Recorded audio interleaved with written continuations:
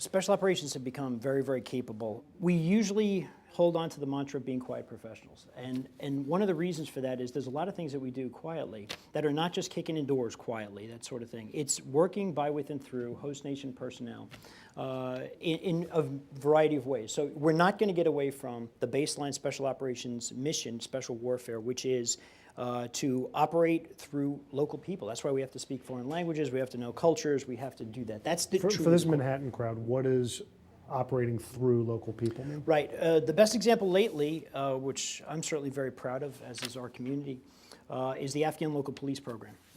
If you take a look at Afghanistan, and the war is in its 12th year, what was the local security mechanism that could provide some measure of security that would mean something to the Afghan people? What was that? And there were some efforts here and there. There was always a fear, of course, that these efforts would turn into militias, that they would fall into the sway of warlords, et cetera, legitimate concerns. But at the end of the day, if you're in a remote village or in a small town, pretty much in the middle of nowhere, Afghanistan, who's going to defend you?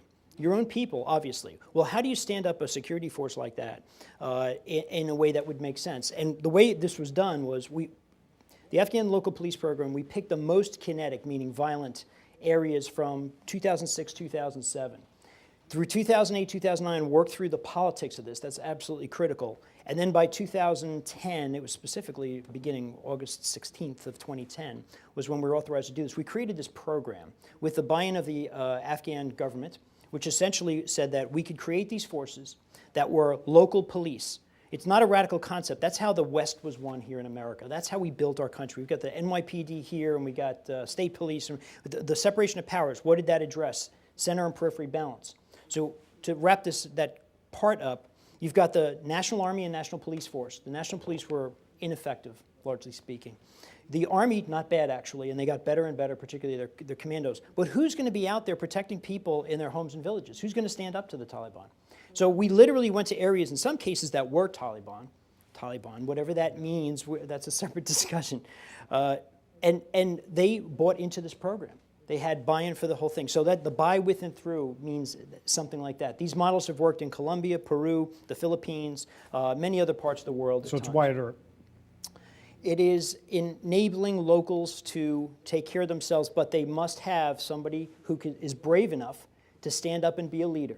And if it's Wyatt Earp and he's the guy who's going to do that, so be it. And very importantly, if he could tie together the political elements there, if he could have a shura, usually is what we have, the council, and get agreement on that each group, this is not tribal. Everybody says this is a tribal solution. It's not. It's a local solution. Many parts of Afghanistan are mixed ethnically and in many other ways, the religious division and the rest of it, but they have coexisted for hundreds of years in many cases. And so how do you get that political piece done? So you get that first, and then you get that other individual to set up. Again, we're back to, in this case, we're talking the human piece again, which it's conflict, that's where it is.